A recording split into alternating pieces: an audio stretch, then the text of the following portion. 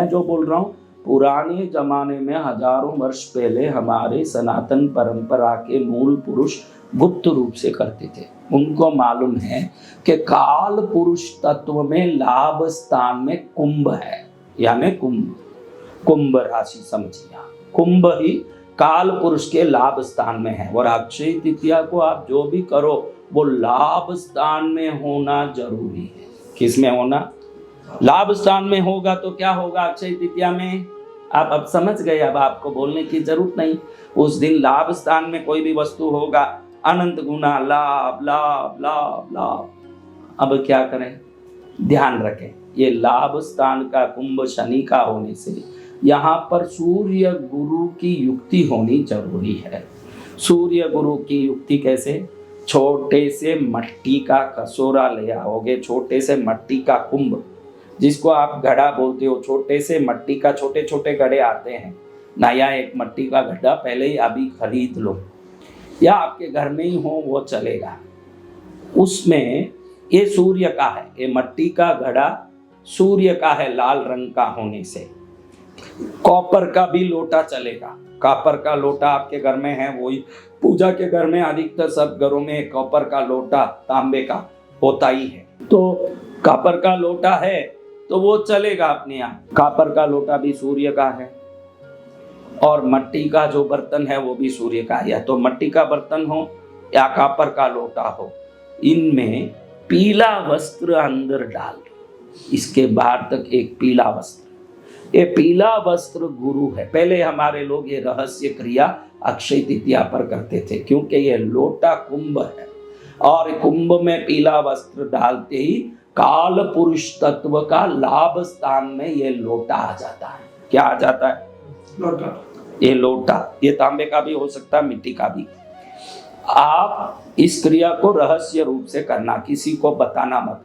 ये वीडियो मैं फैलाऊं, आपको कोई वीडियो फैलाने की जरूरत नहीं है। जिसके तकदीर में होगा वो उस वीडियो को देख लेगा। वीडियो को सब जगह भेजिए, सब्सक्राइब करिए, लाइक कीजिए। अरे लाइक सब्सक्राइब का बात तो हम करते ही नहीं हैं। हम तो ये मानते हैं कि हम जैसे संतों का शब्द वही सुन पाएगा जिसके तकदीर में उससे कोई ना कोई लाभ लिखा होगा, वरना देखेगा ही नहीं। तो आप इसको कहीं फैलाने की जरूरत नहीं, तकदीर में होगा ये अपने आप सब फैलेगा, जिसको देखना वो देखेगा। तो करना क्या हमारा, मैंने कहा ना, नमक, हल्दी, सोना चांदी, इसकी पूजा करते हो ना, उसके पहले घर में जितने देवता है सबको कुंभ चंदन की पूजा, पुष्प धूप दीप नैवेद्य फल उस दिन करना जरूरी है। उनको आप उपेक्षित करके ये सब क्रिया करोगे, ये क्रिया घर के देवता फलित होने नहीं देंगे। उनको तृप्त करना हो सके तो ये करने के बाद गौ पूजा भी करना, एक गौ पूजा करना, एक ब्राह्मण को दान देना, किसी गरीबों को कुछ देना। बाद में पहले घर के देवताओं की पूजा, फिर गौ पूजा, ब्राह्मण पूजा, गरीबों को दान, ये सब करके बाद में मैं जो बोल रहा हूँ ये क्रिया करना। नमक रखना, हल्दी रखना, सोना चांदी रखना, फिर एक मट्टी के या तांबे के लोटा हो या कलश, उसको कुंभी माना जाता है, उसके अंदर पीला कपड़ा बिछा देना, बाहर तक लटके। इतना छोटा सा लोटा होगा तो कितना कपड़ा चाहिए उतना अंदर डाल दें। उसके अंदर 11,000 रुपया, 5,000 रुपया, 21,000 रुपया, जितना आप सोचते हो, 1100 रुपया, आपकी मर्जी, उतना पैसा डाल के उसको पूजा करो। ये क्या, इससे क्या होगा? ये क्या टोटका है? ये टोटका नहीं है, ये कोई उपाय टोने टोटके नहीं है। ये क्या है? काल पुरुष कभी भी लाभ के स्थान में कुंभ में ही रहता है, यानी उस दिन उस लोटे में लाभ का स्थान है।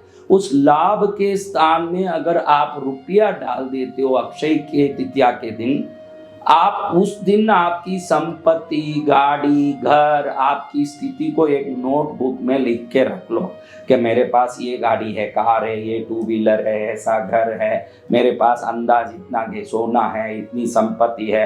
वो सब जरूर आपने एक नोटबुक में लिख के रख लो। अगले अक्षय तृतीया तक ये लाभ स्थान में गया हुआ पैसा अनेकों गुना बन के अगले अक्षय तृतीया पर जब आप नोटबुक में अगले अक्षय तृतीया पर अपनी स्थिति लिखने जाओगे तो ज्योतिष क्या है, देवता क्या है, सनातन धर्म की शक्ति क्या है, धर्म क्या है, संतों की वाणी की शक्ति और सिद्धि क्या है, सब आपको समझ आ जाएगा। आपका बुद्धि और आंख दोनों फटे रह जाएंगे कि ऐसी शक्ति गुरुदेव ने उपाय से बता दी कि एक लोटे में पीला कपड़ा डाला, और लोटा पीला कपड़ा नहीं है, काल पुरुष तत्व के अनुसार लाभ स्थान आपके घर में प्रकट हो गया अक्षय तिथियों के दिन। उसमें जो डाला आपने पैसा 1000 गुना, लाख गुना, करोड़ गुना, ऐसे कैसे? आप शक्ति करो, आप विश्वास करो, आप भक्ति करो, आप श्रद्धा करो। अगर सूर्य देव पंच पांडवों को अक्षय पात्र दे सकते हैं, भगवान कृष्ण सुदामा को पूरा वैभव और अनंत युगों तक जीने का समृद्धि दे सकते हैं, लक्ष्मी को नारायण अपने हृदय में स्थान दे सकते हैं, भगीरथ पर गंगा प्रसन्न होकर धरती तक पहुंच सकती है, तो उस दिन की आपकी भक्ति आपको भी राजा बना सकती है। ये ध्यान में रख लो आप अच्छे से। और क्या करना महाराज, फिर ये लोटे के पैसे को, इस पैसे को मां रहने दें, पड़ा रहने दें, उतना ही पैसा रखो। आपकी कमजोरी है, 1100 रुपया रखो। आप आराम से 5000 को भूल सकते हो, 5000 रखो। 51,000 को भूल सकते हो, 51,000 रखो। आप 1,00,000 को भूल सकते हो, 1,00,000 रखो। जितना उदारता से रखोगे, क्योंकि जितना डालोगे उतना अधिक गुना बनता जाएगा। आप उसमें कंजूसी करोगे तो आपकी कंजूसी उस आय को, उस समृद्धि के अनंत गुना बनने को रोकेगा। उसमें दिल खोल के, पैसा मेरे पास ही तो पड़ा है, अक्षय तृतीया के पूजा के बाद उस लोटे को पैसे के साथ लेके अपने किसी अलमारे में रख दो। वो जादुई आकर्षण से अपना काम करता रहेगा। लोटे में रहा हुआ पैसा लाभ स्थान में रहा हुआ धन है। लाभ स्थान में रहा हुआ धन सदा आपको अनंत गुना लाभ लाभ लाभ लाभ करता ही रहेगा ना। आप आपके जीवन में आनंद का बहार प्राप्त करोगे। उस दिन थोड़ा स्वाध्याय करो धर्म का, अच्छे श्लोकों का, ताकि आप में ज्ञान का अक्षय आनंद आता रहे, ज्ञान बढ़े।